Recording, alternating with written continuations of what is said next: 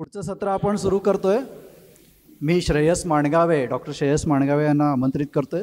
36व्या पक्षीमित्र संमेलनात ही संधी दिली. मी जे रिसर्च करतोय त्याच्याबद्दल बोलायची, त्याच्याबद्दल आयोजकांच्या आभार मानतो. मुंशी मॅडमनी खूपच चांगलं लेक्चर दिलं आहे. माझं काम बऱ्यापैकी सोपं केलं आहे. त्यांनी पक्ष्यांच्या पिसांची महती एवढी छान पद्धतीने सांगितलं आहे. त्यांनी जे वेगवेगळे उपयोग सांगितले त्यातला एक उपयोग पक्ष्यांच्या पिसांचा आपण काय करू शकतो त्याच्याबद्दल मी बोलणार आहे. हे माझं इन्स्टिट्यूट आहे, इथे मी काम करतो. आणि ॲज अ अर्थ सायंटिस्ट बेसिकली आम्ही अजैविक गोष्टींचा अभ्यास करतो. म्हणजे रॉक्समध्ये काय आहे, सॉइल्समध्ये काय आहे, वॉटरमध्ये काय आहे किंवा क्लायमेटमध्ये काय आहे. खरं सांगायचं झालं तर मी पक्षी निरीक्षण शाळेमध्ये असताना खूप ॲक्टिवली करायचो. BSc फर्स्ट इयरमध्ये करायचो. सुनील करकरे सर इथं आहेत, त्यांनी आम्हाला घडवलं, त्यांच्यावर खूप फिरायचो. पण नंतर जसजसं या जिओलॉजी विषयात जास्ती रिसर्चचा इंटरेस्ट डेव्हलप झाला तसं तसं हे पक्षी निरीक्षण कमी कमी होत गेलं. पण शेवटच्या 2 वर्षात असं कळालं की जे आपल्याला जिओलॉजीचं नॉलेज आहे, की जे आपल्याला माहीत आहे रॉक्सबद्दल, प्लांट्सबद्दल किंवा सॉइल्सबद्दल, त्याचा उपयोग करून आपण खूप साऱ्या नव्या गोष्टी करू शकतो ज्या पारंपरिक पद्धतीनं पक्षी निरीक्षण होतं त्यात ते होऊ शकत नाही. आणि आजचा माझा टॉक म्हणजे तोच एक सांगायचा प्रयत्न आहे. तर तुम्ही जर एक पंख दिलं मला, तर मी ते पंख त्याचं ॲनालिसिस करून सांगू शकतो की तो पक्षी कुठं राहिला होता. म्हणजे तेव्हा जो काळ होता त्या काळी ते पर्टिक्युलर फिदर ग्रो झालं ते कुठे होतं आणि तो काय खात होता. ह्या 2 गोष्टी पक्ष्याच्या ॲनालिसिसवरून आपण करू शकतो. त्याच्याबद्दल मी आता सांगेन. आपल्याला माहीत आहेत पक्ष्यांच्या खूप सारे प्रजाती आहेत आणि भारतात जवळपास 1300 प्रजाती आहेत.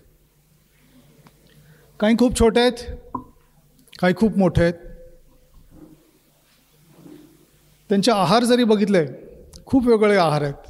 काही सीड्स खातात, काही फ्रूट्स खातात.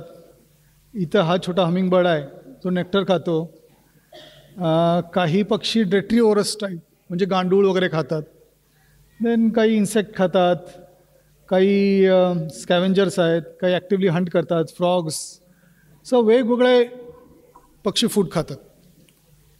जर आपल्याला प्रॉपर कन्झर्वेशन करायचं असेल पक्ष्यांचं तर आपल्याला ही माहिती असणं गरजेचं आहे की तो काय खातो आणि जर मायग्रेट करत असेल तर कुठे मायग्रेट करतो, तो ब्रीडिंगसाठी मायग्रेट कुठे करतो, अंडी घालायच्या जागा कुठं असतील. जर त्याची माहिती आपल्याला कळू शकली तर ते खूप सोपं होईल. पारंपरिक पद्धत म्हणजे बायनाक्युलर आहे, आपल्याकडे बुक्स आहेत, निरीक्षण करायचे, त्याच्या नोंदी ठेवायच्या. ही खूप इम्पॉर्टंट गोष्ट आहे. पण या गोष्टीचे काही लिमिटेशन्स आहेत. आणि आत्ता तर eBird सारखा प्लॅटफॉर्म आहे, सिटिझनशिप सायन्स. तिथं लोकांनी ऑब्झर्वेशन्स करून ज्या नोंदी आणि the amount of data that is available now, हे खूप अमेझिंग आहे. आणि जे ट्रेडिशनल वेनी जे होऊ शकलं नसतं ते आता सगळं करणं शक्य आहे. वेगवेगळ्या प्रकारचे आपण म्हणू शकतो की एव्हियन रिसर्च आहे किंवा बर्डचा रिसर्च होऊ शकतो. काही बिहेवियरल ॲस्पेक्ट आहे. त्यानंतर कॉल्सबद्दल तुम्ही काल आणि आज खूप ऐकलेलं आहे.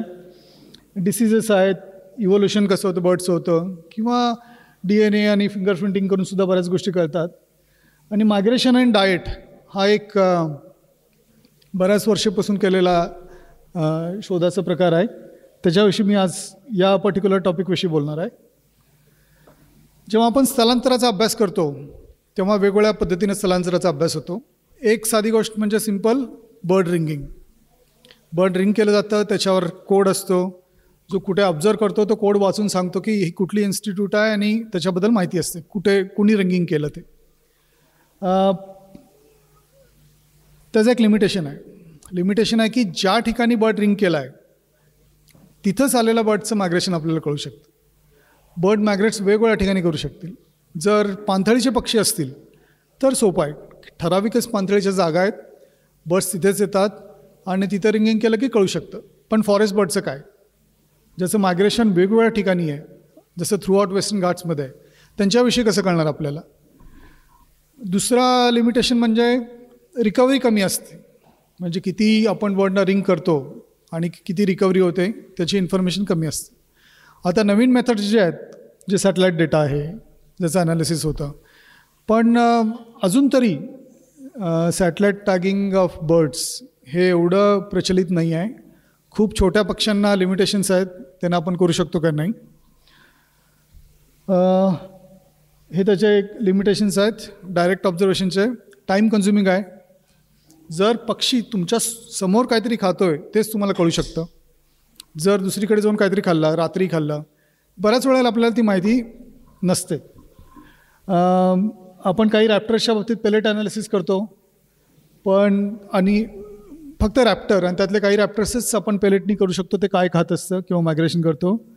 स्टमक फ्लशिंग पण करतात, पण ते सर्वांसाठी नाही आहे. काही टेक्निकली एक्सपर्ट लोक जे असतात तेच ते करू शकतात. तर आधी जसं म्हटलं की तुम्ही फक्त मला एक फेदर दिला तर मी ते सांगू शकतो. ते कसं सांगू शकतो? काय रासायनिक घटक असतात पक्ष्यांच्या फेदरमध्ये? हे सगळं आयसोटोप्स आहेत. कार्बन इलेमेंट्स आहेत. कार्बन, ऑक्सिजन, नायट्रोजन, हायड्रोजन आणि सल्फर. कार्बन 30 ते 40% असतं वेटमध्ये. ऑक्सिजन 27 ते 40%. नायट्रोजन एवढं असतं. सल्फर 5 ते 20% असतं. तर हे सगळे एलिमेंट्स आहेत.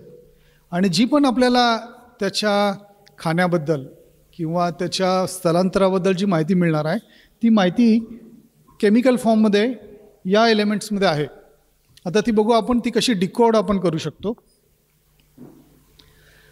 त्याच्या आधी सर्वांना माहितीच असेल, शाळेमध्ये तुम्ही आयसोटोप्स म्हणजे काय हे केलं असाल. तर प्रोटॉन आणि न्यूट्रॉन, प्रोटॉन नंबर सेम असतात पण न्यूट्रॉन नंबर डिफरंट असतात, म्हणून त्याला आपण वेगळे आयसोटोप म्हणतो. इथं ऑक्सिजनचं उदाहरण आहे. 8 प्रोटॉन्स आहेत, पण एकात 8, 9 आणि 10 असे वेगवेगळे न्यूट्रॉन्स आहेत. त्यामुळे एक आयसोटोप स्लाइटली हेवी असतं. जेव्हा ते हेवी असतं तेव्हा त्याच्या रासायनिक वेग जो असतो तो थोडा फरक पडतो. जास्ती नाही, पण एकदम थोडा फरक पडतो. आणि तो थोडा फरक त्या प्रोसेसवर अवलंबून असतो. आणि जेव्हा एखादा पक्षी समजा गवत खातो, गवतातलं जे आयसोटोप्स आहेत जे जेव्हा पक्ष्याच्यात जातात तेव्हा थोडा फरक होतो. आणि तो फरक आपण मोजू शकतो किती आहे. तर हे एक त्याचं उदाहरण आहे. हे सगळे आयसोटोप्स आहेत. हायड्रोजनचे 2 आहेत, कार्बनचे 2 आहेत, नायट्रोजनचे. आणि आत्ता सोफिस्टिकेटेड मशीन्स असे आहेत की थोडाफार जरी फरक पडला या आयसोटोपच्या रचनेमध्ये, म्हणजे एकाचं पर्सेंटेज थोडं जरी वाढलं, ते एकदम ॲक्युरेटली आपण मोजू शकतो. त्याला मास स्पेक्ट्रोमीटर्स असं म्हणतात. खूप सारे मशीन्स आहेत. आणि एक मशीन मी वापरतो आयसर पुण्यामध्ये, आणि आम्ही खूप प्रिसाइजली आम्ही सांगू शकतो की आता यात फरक पडला आहे. तर हे आयसोटोप्स आहेत. 1976 साली एक हा चांगला पेपर आला. त्यात असं लिहिलं आहे की you are what you eat plus a few per meal. म्हणजे आपण जे खातो, जे पदार्थ खातो त्यांनीच आपण बनलो आहोत. म्हणजे जर तुम्ही एखाद्या व्यक्तीचं मला न आणून दिलं किंवा केस आणून दिला, मी सांगू शकतो तो बाजरी खाणार आहे का भात खाणार आहे. कारण का बाजरी आणि भाताचे कार्बनच्या आयसोटोपचे रेशो आहेत ते खूप वेगळे आहेत. त्यामुळे मी सांगू शकतो. तर आपण जे आहोत ते आपण काय खातो तेच रिफ्लेक्ट करतं. तो हा 1976 साली हा त्यांनी पेपर लिहिला. तर आपल्याकडे बर्ड्स, ॲनिमल टिश्यूज, बोन्स जे काही सगळे आहेत ते अल्टिमेटली फीडमधनं येतात. फीड म्हणजे पाणी असू शकतं, फळं असू शकतात, आणि ते सगळं जे आपण इन्सेक्ट, ग्रेन्स सगळे बघितलं ते सगळे असू शकतात. या फीडमधनं कुठनं येतं? एक तर पावसामधून येणार किंवा झाडांच्यामधून येणार, काही रॉक्समधून येतात. म्हणजे आपण जे बघतो, जे केमिकल कंपोजिशन आहे फेदरचं, त्याचे जे मुळात घटकं आहेत हे सगळं पाणी, माती, दगड आणि झाडं यांच्यातूनच आलेलं आहे. तर हायड्रोजन आणि ऑक्सिजन असतं ते पावसाचं पाणी सांगतं. कार्बन आणि नायट्रोजन जास्त ते कुठली वनस्पती खाल्ले ते सांगतं. सल्फर हे खडक माती आणि पावसाच्या पाण्यामधून येतं. तर ॲज अ अर्थ सायंटिस्ट आम्हाला माहिती आहे रॉकमध्ये काय आहे, आम्ही त्याचा अभ्यास करतो. आम्हाला माहिती आहे पाण्यामध्ये काय आहे, भारतातल्या पाण्यामध्ये आयसोटॉपचं कॅरेक्टरायझेशन कसं आहे ह्याची आम्हाला व्यवस्थित माहिती आहे. आम्हाला हे पण माहिती आहे की प्लांट्समध्ये पण कसं व्हॅरी होतं. म्हणजे रेन शॅडो रिजन आहे, ट्रॉपिकल फॉरेस्ट आहे, नॉर्थ ईस्टमधलं फॉरेस्ट आहे, त्याच्यामध्ये काय फरक असतात हे आम्हाला माहिती आहे. आणि हे सगळं या पिसामध्ये रिफ्लेक्ट होतं. त्यामुळं जेव्हा मी याचा अभ्यास करत होतो आणि जुनी पक्षी निरीक्षणाची आवड होतीच, तेव्हा मला असं कळू आलं की आपण हे अभ्यास करूनसुद्धा खूप सारं कॉन्ट्रीब्यूट करू शकतो. आणि या प्रेझेंटेशनमध्ये मी 1-2-3 केस स्टडीज सांगेन आम्ही काय शोध लावले. तर सगळ्यात महत्त्वाचं काय असतं, जर आपल्याला स्थलांतर शोधायचं असेल तर आपल्याला पहिल्यांदा प्रूव्ह करावं लागेल की हे सगळे ज्या वेगवेगळे आयसोटोप्स आहेत त्यांचे भौगोलिक निश्चित पॅटर्न आहे. म्हणजे पाणी हिमालयातलं आणि पाणी केरळमधलं हे वेगळं आहे. माती किंवा प्लांट्स हे वेगवेगळ्या रिजनमधले वेगवेगळे आहेत. जर आपण हे पहिले एस्टॅब्लिश करू शकू तर आपल्याला मायग्रेशन करते का नाही तिथनं हे दाखवणं सोपं होईल. आता हा मॅप आहे, वर्ल्डचा मॅप आहे आणि त्याच्यामध्ये हायड्रोजन आयसोटोप म्हणजे हायड्रोजनचे समस्थानिकं जे आहेत त्यांचा रेशो कसा चेंज होतो. आता तुम्ही युनिट सोडून द्यायचं, पण हे नंबर आहेत आणि हा जो नंबर आहे हा खूप निगेटिव्ह नंबर आहे आणि इकडे पॉझिटिव्ह नंबर आहेत. हे सगळे असे नंबर आहेत. म्हणजे बघा, जे पाण्यामध्ये आहे त्याचं डिस्टिंक्ट पॅटर्न आहे. म्हणजे एखादा पक्षी हिमालयातनं इथं खाली आला तर ते कळू शकतं आपल्याला की हा हा हा पक्षाचा जो पिसांचा भाग आहे, जर तो भाग हिमालयात वाढला असेल तर इथे आलेल्या पक्षामध्ये कळतं की हे इथं नाही आहे, ते हिमालयातलं सिग्नेचर. 2 पद्धतीचे प्लांट्स असतात, एक त्याला C3 म्हणतात, एक C4 म्हणतात. C3 जे असतात ते मोस्टली झाडं असतात आणि C4 एक गवत आहे. कुठलाही ग्रास ऑफर किंवा किडा C3 खात असेल तर त्याची जी व्हॅल्यू असते ती -25 सारखी असते आणि तोच जर गवतावर वाढत असेल तर त्याची जी व्हॅल्यू असते ती -12 सारखी असते. -12 -25 खूप फरक आहे. आपल्याला लगेच कळू शकतं की काय. या C4मध्ये शुगर केन येतं आणि सगळे ग्रासेस येतात. C3मध्ये सगळे फ्लॉवरिंग प्लांट्स आहेत. म्हणजे फॉरेस्ट ड्वेलिंग किंवा फॉरेस्टमध्ये सुद्धा एखादा ग्रासलँडचा पॅच असेल, तो ग्रासलँडच्या पाथमध्ये जाऊन खातो का झाडावर खातो हे कळू शकतं. म्हणजे समजा एखादा आऊल असेल, आउलेट स्पॉटेड आउलेट असेल तर ग्रासहॉपर खातो आहे. तो ग्रासहॉपर कशावर फीड करतो, ग्रासवर करतो का काही प्रमाणात तो झाडांच्यावर पण फीड करतो, ते आपल्याला एकदम क्लिअर कट कळू शकतं. तेच इथे सांगितलं आहे मी. आणखीन एक काय ऑब्झर्वेशन आहे की नायट्रोजन जे आहे आणि कार्बन जे आहे ते अन्न साखळीत त्यांचा कंपोजिशन चेंज होतं. म्हणजे आता इथे मराईन फूड सेलचं एक एक्झाम्पल दिलं आहे. व्हॅल्यूज जे फर्स्ट प्रोड्युसर आहेत अल्गी वगैरे त्याचं 1 असतं, फर्स्ट कन्झ्युमर आहेत त्याचं 4 असतं, सेकंड कन्झ्युमरचं 7, प्रेडेटरचं 10, शार्क वगैरेचं 13 असतं. म्हणजे ट्रॉफिक लेवलनुसार हे नायट्रोजनची समस्थानिके जे आहेत त्यांचं कंपोजिशन चेंज होतं. म्हणजे आता जर पक्षी असेल, तो पक्षामध्ये काय खातो हे करायचं असेल आणि जर मी नायट्रोजन आयसोटोपचा अभ्यास केला तर तो कुठल्या ट्रॉफिक लेवलला खातो हे आपण सांगू शकतो. हे कार्बनची समस्थानिका 0 ते 1 युनिट एका ट्रॉफिक लेवल, एका अन्न साखळीतल्या एका लेवलला चेंज होतं. नायट्रोजनचे जादा प्रमाणात चेंज होतात. आणि हा एक आम्ही स्टडी केला आहे की ज्याच्यामध्ये 83 samples of 46 species from 14 sites across India आम्ही ॲनालिसिस केले आणि यात दाखवून दिलं आहे की नायट्रोजनचे जे आयसोटोप्स आहेत त्यांचं व्हेरिएशन बर्ड्सच्या ह्याच्यानुसार कसं होतं. म्हणजे हा एक बेसिक डेटा आहे आपल्याकडे. थोडक्यात काय सांगायचं असेल तर कार्बन समस्थानिका वृक्ष किंवा गवत काय आहे ते सांगतात, हायड्रोजन भौगोलिक भाग सांगतो, नायट्रोजन अन्न साखळीतील स्थान सांगतं, सल्फर भौगोलिक भाग सांगतं. म्हणजे जेव्हा आपण या सगळ्या आयसोटोपचा एका फेदरमध्ये ॲनालिसिस करतो तेव्हा आपल्याकडे इनडायरेक्ट क्लूज आहेत की ते कुठं असेल आणि काय खाल्लं असेल. तर ह्याच आम्ही अभ्यास करतो. मूळ प्रश्न हा आहे की हे सगळे do the isotopes have special variability, वेगवेगळ्या ठिकाणी आहे की नाही. हायड्रोजनमध्ये आहे, त्याचं आपण एक एक्झाम्पल बघू. हे आपण बघितलं हायड्रोजनचं.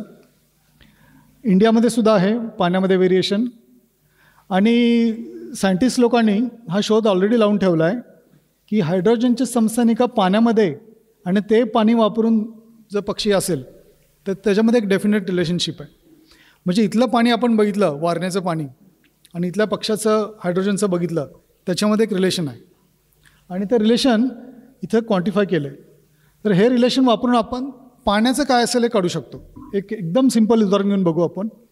हे एक स्कॉप्स चं फेदर आहे आणि या सगळ्या व्हॅल्यू लक्षात घ्या. 124, 124, 120, 128, 121 जास्त चेंज होत नाही आहे. 120 सारखीच व्हॅल्यू आहे. म्हणजे हा जेव्हा फेदर ग्रो होत होता आणि तेव्हा त्यांनी जे पाणी घेतलं आहे ते एकसारखंच होतं. तो इकडे तिकडे जास्त गेलेलं नाही आहे. आता आपण हे कसं करू शकतो. हा रेसिडेंट बर्ड आहे. सो रेसिडेंट बर्डचं कॅरेक्टरिस्टिक काय असतं, त्या पूर्ण फेदरमध्ये जे आयसोटोपिक रेशोज असतात ते सगळे एकसारखे असतात. हे रेसिडेंट बर्डचं कॅरेक्टरिस्टिक असतं. आणि हा जो इक्वेशन आहे ह्याचा वापर करून आपण हे काढू शकतो. मग तो इक्वेशन वापरला की 120 घेतली, 31 डिवाइड बाय 0.9 हे वजा 108 येतं. वजा 108 कुठं आहे मी बघू शकतो. म्हणजे मला पिसांचा आयसोटोपिक रेशो माहिती आहे, इक्वेशन माहिती आहे, त्याच्यावर मी पाण्याचं काढतो. पाण्याचं कुठं आहे मला माहिती आहे म्हणून मी इनडायरेक्टली जिओ टॅगिंग केलं त्याला. म्हणजे हा पक्षी जेव्हा होता जर ही रेशो असेल तर हा कुठेतरी होता. ओके, त्याचं एक एक्झाम्पल बघू. बाल्ड ईगल आहे.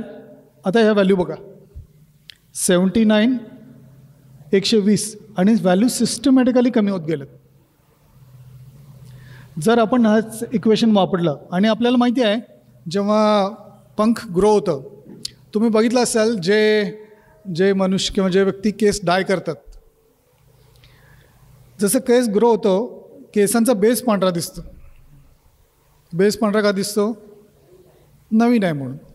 फिदरमध्ये काय असतं, खालचा भाग हा नवीन आहे, वरचा भाग हा ओल्ड आहे. बरोबर आहे. तर आता मी परत हे बघितलं ते इक्वेशन वापरून, जेव्हा वरचा भाग डेव्हलप झाला तेव्हा त्याची व्हॅल्यू, तिथल्या पाण्याची व्हॅल्यू -99 होतं. जेव्हा खालचा भाग डेव्हलप झाला तेव्हा -53 होतं. -99 -53 म्हणजे हा ग्रो होत असताना, हा पर्टिक्युलर फेदर ग्रो असताना तो -99 पासून -53 पर्यंत मायग्रेट होऊन आला आहे. मग आता कसं करणार, साऊथवर्ड मायग्रेशन -99 ते -53, तो इकडून इकडे असं खाली आला आहे. म्हणजे फक्त हायड्रोजन आयसोटोपिक रेशोज त्या फेदरमध्ये काय असतात त्याच्यावर आपण सांगू शकतो. इथे तर मायग्रेशन खूप छोटं आहे. बऱ्याच वेळेला मायग्रेशन इथून असं खाली इकडे येतं.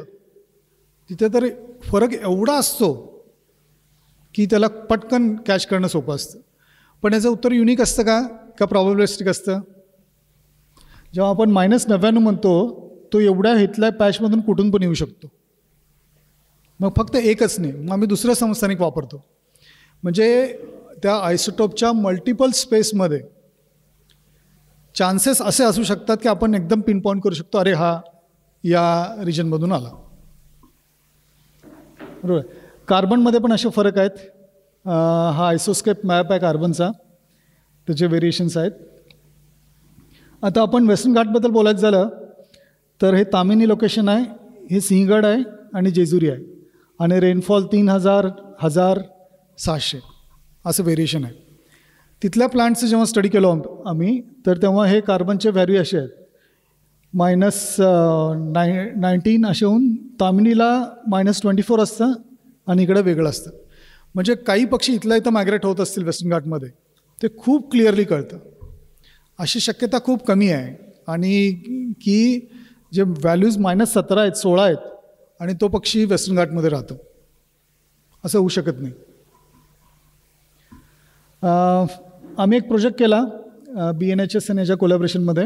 आणि BNHSमध्ये माहीत आहेत तुम्हाला ह्यूज सॅम्पल्स आहेत, जसं मुंशी मॅडमनी सांगितलं. जेव्हा हे क्लीन करतात तेव्हा त्यांचे चेस्ट फेदर्स बाहेर येतात.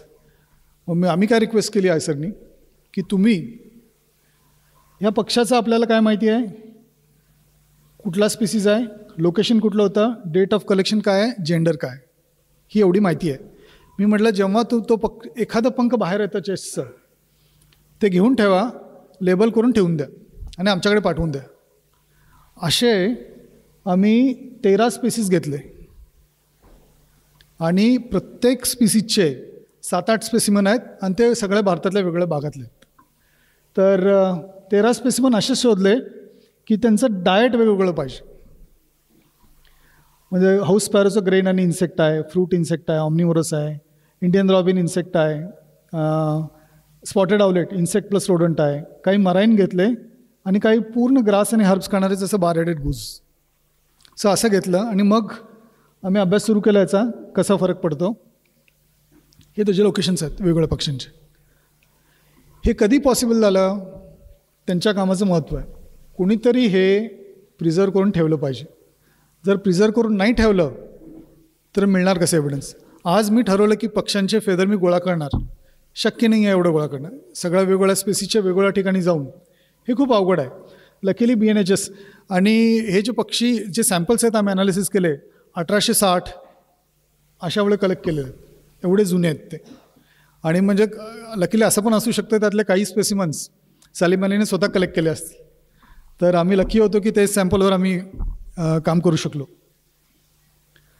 आम्ही हे मोस्टली सगळे ब्रेस्ट फेदर्स आहेत ते घेतले आणि एक फील्ड सॅम्पलिंगमध्ये बार-हेडेड गूजचं सॅम्पल मिळालं होतं, ते ॲनालिसिस केलं. कार्बन, नायट्रोजन, हायड्रोजन, सल्फर हे आयसोटोपिक रेशनचं ॲनालिसिस केलं. हे मशीन आहे की ज्याच्यामध्ये याचं ॲनालिसिस होतं. पहिलं प्रूव्ह करायला पाहिजे. आणि सगळे बर्ड्स एक्सेप्ट हा बर्ड, हे सगळे रेसिडेंट बर्ड घेतले. रेसिडेंट बर्ड यासाठी घेतले, जर आपल्याला दाखवायचं असेल की स्पेशल पॅटर्न काय आहे तर तो रेसिडेंट पाहिजे. मग आपण सांगू शकतो की जॉग्राफिकल व्हेरिएशन आहे की नाही.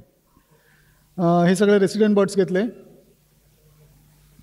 प्रूव्ह करून दाखवलं की रेसिडेंट बर्डचे 4-5 वेगवेगळे फिदर एका स्पेसिमनमधून घेतले ते सगळे सिमिलर रिझल्ट देतात. नाहीतर मग कन्फ्युजन आहे ना की आपण कसं प्रूव्ह करणार की स्पेशल हेट्रोजेनिटी आहे का नाही आहे. सगळ्या ह्याचे दाखवले आणि हे आहे.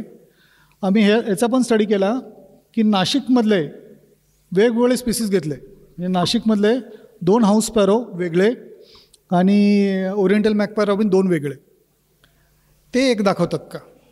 म्हणजे आपण काय बघतो इथं, वेगवेगळी पिसं एका पक्षामध्ये, वेगवेगळ्या जातीचे पक्षी, वेगवेगळे त्यांचे नंबर ऑफ स्पेसिमन्स एका जागेतले ते सिमिलर सिग्नेचर दाखवतात का नाहीत. याचा सगळा अभ्यास केला, त्याचं क्वांटिफिकेशन केलं. फरक असेल तर कितीपर्यंत फरक असू शकतो याचा अभ्यास केला. आणि हे सल्फर जे आयसोटोप्स आहेत त्याच्यामधलं हे व्हेरिएशन दाखवतो.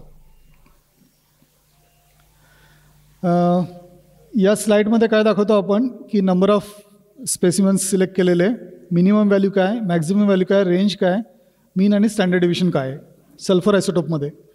तर आम्ही काय बघितलं की सी बर्ड सोडले तर सगळ्याचं सल्फर आयसोटोपिक कंपोजिशन हे स्टॅटिस्टिकली इनडिस्टिंग्विशेबल आहे. म्हणजे सेम आहे, आपल्याला फरक कळत नाही. म्हणजे सल्फर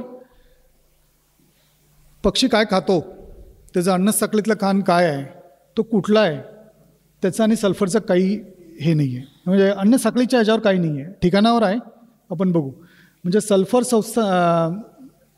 समस्थानिक पाहिजे होते, ते संस्थानिक झालं. सल्फर समस्थानिकांचा बदल आहार आणि अन्नसाखळीतील स्थान याच्यावर अवलंबून नाही.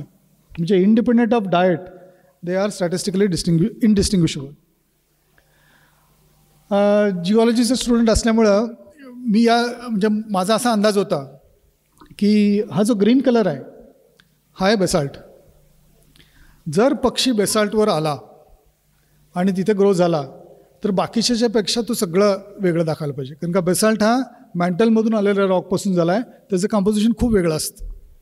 हे माझा अंदाज होता. म्हणजे मी फक्त एवढा प्रूव्ह करू शकलो की तुम्ही पक्षाचा पंख द्या आणि मी म्हणतो तो या दख्खन ह्याच्या बेसाल्टवर आला आहे का नाही डेक्कन ट्रॅपच्या, तेवढं मला प्रूव्ह करायचं होतं.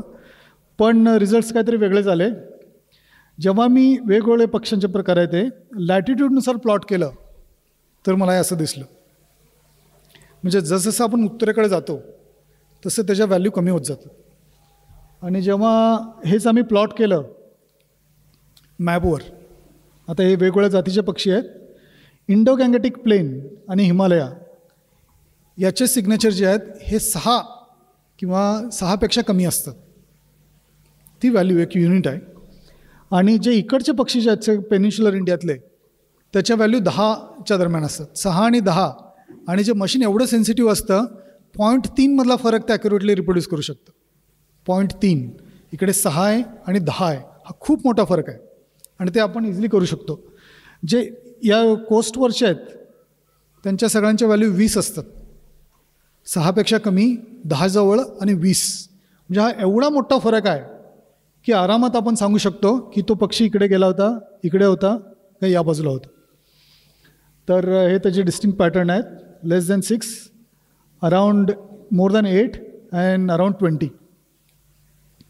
तर हा बार हेडेड गुज जो पकडला होता त्याची व्हॅल्यू बघा किती आहे. हाऊस क्रो म्हणजे इरिस्पेक्टिव्ह ऑफ कुठला स्पीसीज आहे, जर तो इकडचा असेल तो नक्की 6पेक्षा कमी व्हॅल्यू दाखवतो. हे आता एस्टॅब्लिश केलं आम्ही. तर याच्यामुळे काय झालं की migration between Himalaya and Gangetic plain and rest of India and west coast can be easily identified. सध्या एवढ्या 2 मोठ्या रिजनमधलं आपण नक्की सांगू शकतो तो पक्षी हिमालयात गेला होता का किंवा इकडं आला का. याच्यामध्ये आपल्याला बरीच इन्फॉर्मेशन मिळाली आहे की इंडियन पिटा दिसतो कुठं.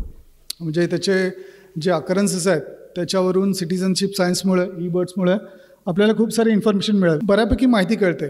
पण आपल्याला हे समजू शकतं का की सगळेच डेफिनेटली इकडे जातात का काही पक्षी इथंच ब्रीड होतात.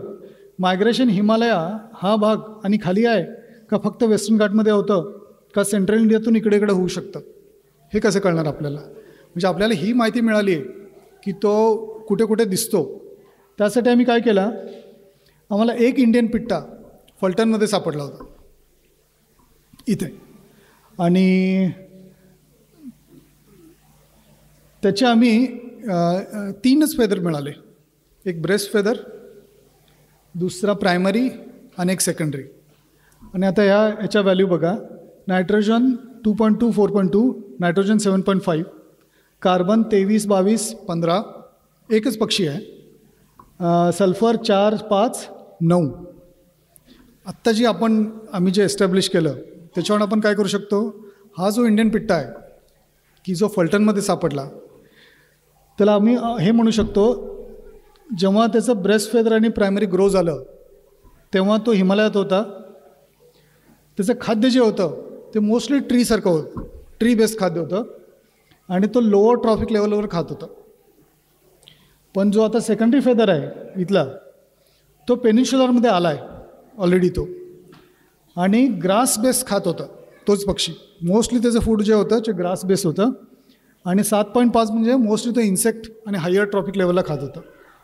म्हणजे फक्त एक पक्षाचे वेगवेगळे फेदर जर मिळाले तर आपण सांगू शकतो तो जो पक्षाचा पार्ट होता तो ग्रो होताना तो कुठे होता आणि काय खात होतं, याचं एक एक्झाम्पल आहे. यामध्ये आम्ही कावळ्याचं आयसोटोपिक कंपोजिशन ऑक्सिजनचं दाखवलं आहे आणि हे भारतातल्या पाण्याचं आहे.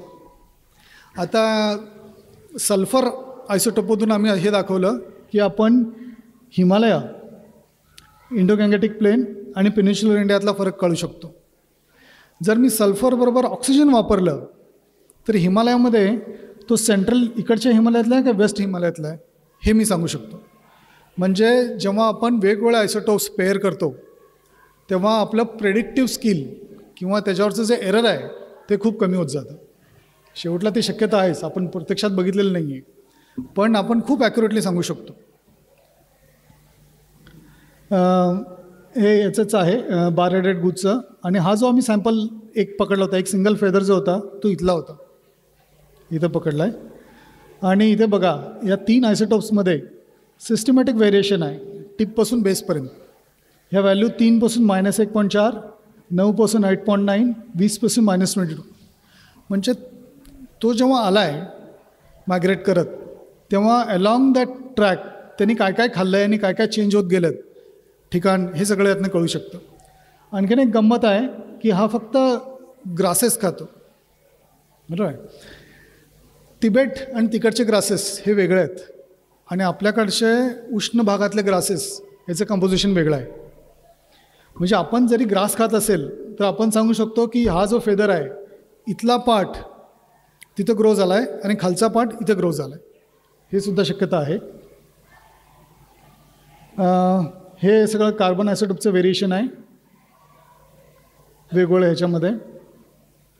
हेच मी ग्रासचं सांगितलं. ग्रासच्या व्हॅल्यू 15 येणं अपेक्षित आहे, पण ह्या व्हॅल्यू -25 सारख्या आहेत कारण का तो तिथलं ग्रासेस खातो. हे नायट्रोजनचं आहे आणि इथे एक लक्षात आहे, हे स्पॉटेड आउलेटचं व्हेरिएशन आहे नायट्रोजन आयसोटोपमध्ये. व्हॅल्यू जेव्हा हायर असतात तेव्हा म्हणतो अन्न साखळीतला वरच्या स्थानाला तो आहे आणि हे खाली असतात तेव्हा तो असं काहीतरी खातो आहे की जे अन्न साखळीत ज्याचं स्थान खाली आहे. हा एकटा आहे बघा स्पॉटेड आउलेट. हे सगळे जे आहेत या व्हॅल्यू इन्सेक्टचे आहेत, म्हणजे मोस्टली ते जे आहेत ते इन्सेक्ट खातात. पण इकडचे जे व्हॅल्यू आहेत हा 16चा व्हॅल्यू आहे, हा मदुराईतला सॅम्पल आहे आणि तो 100% मॅक्झिमम माऊस खात असला पाहिजे या माईस खात असला पाहिजे. म्हणजे हे पण कळू शकतं की काय आहे. तर समरी अशी आहे की समस्थानिकांचा वापर आपण अतिशय प्रभावीपणे करू शकतो आणि खूप चांगल्या पद्धतीने गेस करू शकतो की तो काय खात होता आणि कुठे राहिला असेल. पण हे पण महत्त्वाचं आहे, हा अभ्यास जो आयसोटोपचा आहे हा काय पर्याय नाही आहे. म्हणजे असं नाही की बाकी सगळं बंद करा आणि हेच करा. हा अभ्यास पूरक आहे. आपल्याला सगळ्या अँगलनी जर आपण अभ्यास करू शकलो त्याचा, तर आपण खूप चांगल्या रीतीनं काय खातो, कसं मायग्रेशन करतो, इवन छोटे पक्षी काय करतात त्याची माहिती घेऊ शकतो आणि त्याचा उपयोग नक्कीच आपण कॉन्झर्वेशनसाठी आणि याच्यासाठी करू शकतो. थँक्यू.